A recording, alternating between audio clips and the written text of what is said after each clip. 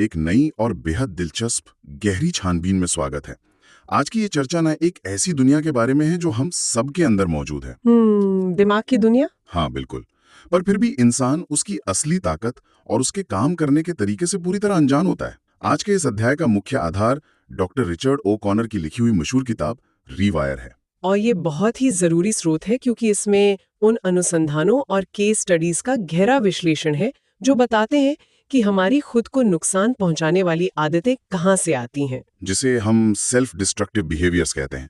तो इस गहरी छानबीन का आज का मिशन यही समझना है कि उन बुरी आदतों के पीछे का विज्ञान क्या है। सही कहा। और इससे भी जरूरी बात ये जानना कि दिमाग को दोबारा से रीवायर करके इन आदतों को कैसे तोड़ा जा सकता है। चलिए इसको थोड़ा विस्तार से समझते हैं, क्योंकि इंसान लगातार ऐसी आदतों से जूझता है जिन्हें वो छोड़ना तो चाहता है पर छोड़ नहीं पाता। देखिए, यहाँ एक बड़ा इंटरेस्टिंग विरोधाभास काम करता है। असल में इंसान के अंदर दरअसल दो दिमाग होते हैं। दो दिमाग? हाँ, और सबसे बड़ी समस्या ये है कि ये दोनों आपस में ठीक से बात नहीं करते। एक है हमारा सोचने समझने वाला चेतन दिमाग, जिसे हम कॉन्शियस सेल्फ कहते हैं। ये समझदार है और लंबे समय के फायदे देखता है। और दूसरा है स्वचालित दिमाग या ऑटोमेटिक सेल्फ। ओके, तो दो दिमाग वाला कॉन्सेप्ट सुनने में थोड़ा अजीब लग सकता है, पर लोग इसका अनुभव रोज करते हैं। जैसे सुबह उठकर तय करना कि आज से जंक फूड बंद, ये कॉन्शियस दिमाग का काम है। एकदम सही। लेकिन शाम को थकान के बाद किसी मीटिंग में रखा हुआ अनहेल्दी खाना देखते ही जो हाथ अपने आप आगे बढ़ जाता है, वो ऑटोमेटिक दिमाग का एक्शन है। और इस लड़ाई में ऑटोमेटिक दिमाग की ताकत का अंदाजा लगाना आसान नहीं है। नोबेल पुरस्कार विजेता डैनियल कहनेमैन अपनी रिसर्च में इस दिमाग को सिस्टम 1 कहते हैं।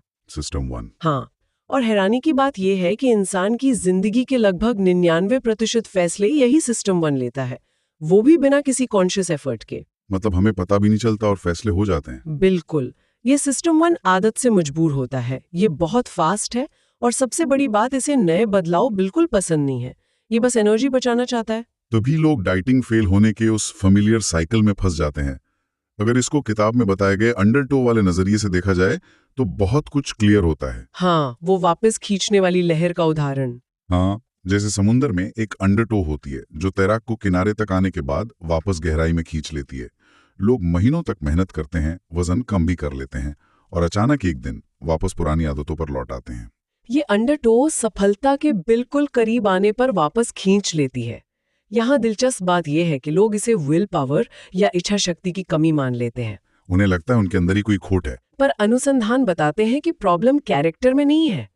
प्रॉब्लम ये है कि सिस्टम 1 पुरानी स्थितियों को वैसे ही रखना चाहता है। उसने स्ट्रेस से निपटने के लिए सालों में एक न्यूरल रास्ता बनाया है। जब वो रास्ता अचानक बंद होता है तो वो घबरा जाता है और पूरी ताकत से वापस उस कंफर्ट जोन की तरफ धकेलता है। ये पर्सपेक्टिव वाकई काफी फ्रीइंग है, क्योंकि ये एक मॉरल फेलिंग नहीं बल्कि बायोलॉजिकल डिजाइन है। यहाँ कहानी सबसे दिलचस्प हो जाती है जब न्यूरोप्लास्टिसिटी का जिक्र आता है। न्यूरोप्लास्टिसिटी विज्ञान का एक बेहद अहम कॉन्सेप्ट है। ये बताता है कि दिमाग पत्थर पर लिखी लकीर नहीं है। दिमाग फिजिकली बदलता है जब हम नई चीजें सीखते हैं। मतलब उसकी आकार बदल सकती है। बिल्कुल। जगलिंग वाले प्रयोग को ही देख लीजिए। कॉलेज के छात्रों को जब हवा में गेंदें उछालने का खेल सिखाया गया तो 3 महीने के अंदर उनके दिमाग का ग्रे मैटर फिजिकली बढ़ गया, जो इंफॉर्मेशन प्रोसेस करने के लिए जरूरी होता है। हाँ, दिमाग की बनावट बदल गई ताकि वो इस नई स्किल को संभाल सके। लेकिन जब उन्होंने प्रैक्टिस छोड़ दी तो वो बदलाव गायब भी हो गया।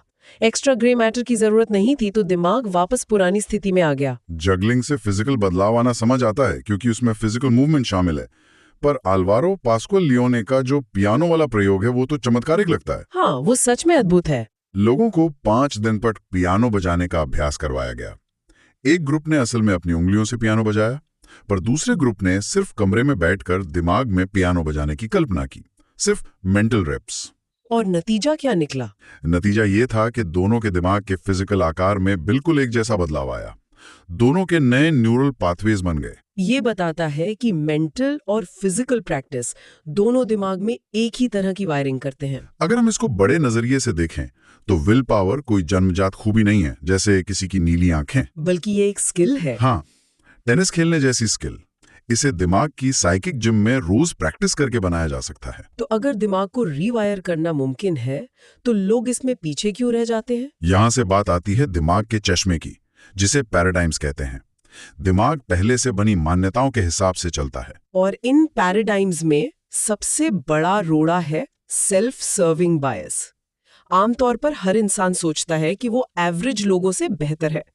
रिसर्च कहती है कि लगभग हर ड्राइवर खुद को एवरेज से बेहतर मानता है, जो कि मैथमेटिकली नामुमकिन है। लोग अपनी कमजोरियों को भूल जाते हैं। सिस्टम 1 सिर्फ वही याद रखता है जो ईगो को अच्छा महसूस कराता है। ये पक्षपात इसलिए खतरनाक है क्योंकि अगर लगता है कि सब ठीक है तो रीवायरिंग की जरूरत ही महसूस नहीं होती। और दिमाग खुद को कैसे बेवकूफ बनाता है, इसका बड़ा मजेदार उदाहरण सोबे ड्रिंक का प्रयोग है। कॉलेज के छात्रों को एक महंगी एनर्जी ड्रिंक दी गई।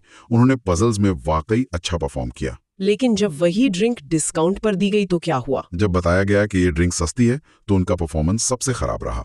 कीमत ने उनके दिमाग की एक्सपेक्टेशन बदल दी थी। सिस्टम 1 ने तुरंत बाहरी सिग्नल्स पढ़े। उसने डिस्काउंट का मतलब कमजोर क्वालिटी निकाला और उसी हिसाब से कॉग्निटिव एबिलिटी ने परफॉर्म किया। तो दिमाग इंटरनल एक्सपेक्टेशन से आसानी से इन्फ्लुएंस होता है। इससे एक बड़ा सवाल पैदा होता है कि हम खुद पर कितना कंट्रोल रखते हैं जब दबाव सामाजिक हो। मिलग्रम के एक्सपेरिमेंट ने तो इसका ध्यान पूरी तरह खींच लिया था। मिलग्रम का प्रयोग दिखाता है कि जब अथॉरिटी का डर होता है तो कॉन्शियस दिमाग सरेंडर कर देता है। आम लोगों को अनजान व्यक्ति को इलेक्ट्रिक शॉक देने को कहा गया सिर्फ गलत जवाब देने पर, और उन्होंने दे दिया। 65% लोगों ने चीखें सुनने के बावजूद जानलेवा 450 वोल्ट का शॉक दे दिया, सिर्फ इसलिए क्योंकि सफेद कोट पहने एक अथॉरिटी फिगर उन्हें निर्देश दे रहा था। इसके पीछे एमिगडाला जिम्मेदार होता है ना? एकदम सही।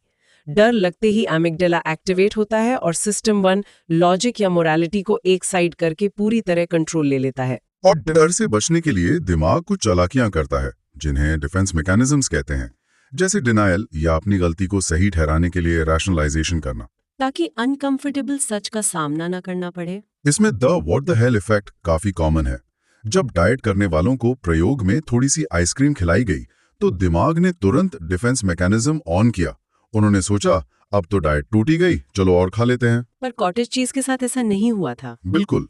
फ्रूट और कॉटेज चीज खाने पर उन्होंने बिंज ईटिंग नहीं की।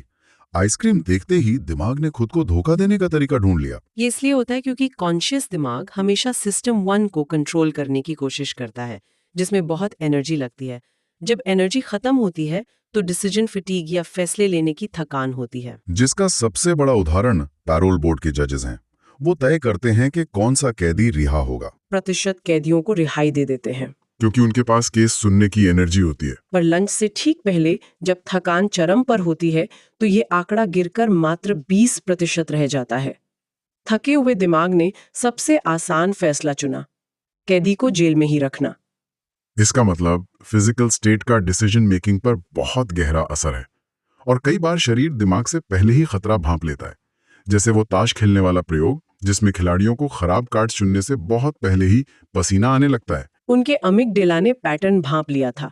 इंसानी जिस्म आने वाले खतरे को गट फीलिंग के रूप में पहले ही रीड कर लेता है, पर लोग उसे नजरअंदाज कर देते हैं क्योंकि नया रास्ता चुनने में मेहनत लगती है। और इस एंग्जाइटी से बचने का सबसे कॉमन तरीका है काम को टालना, प्रोक्रेस्टिनेशन, जिसके बारे में एमेट का नियम बताता है कि किसी काम को करने के डर और चिंता में जितनी मेंटल एनर्जी बर्बाद होती है उतनी तो उस काम को असल में करने में भी नहीं लगती। जैसे जरूरी ईमेल भेजना, दिन भर उसकी एंग्जाइटी में 100 गुना ज्यादा एनर्जी खर्च होती है। और इस अलार्म बेल को बाईपास करने का बेहतरीन इलाज है 5 मिनट का नियम। कुर्सी पर बैठिए, इंटरनेट बंद कीजिए और तय कीजिए कि सिर्फ 5 मिनट काम करूंगा। एक छोटा कमिटमेंट जो दिमाग को शांत रखता है। हाँ, एक बार शुरू किया तो मोमेंटम बन जाता है। मोटिवेशन हमेशा एक्शन लेने के बाद आती है, पहले नहीं। एक और चीज है जो दिमाग को थकाती है और वो है सफेद झूठ।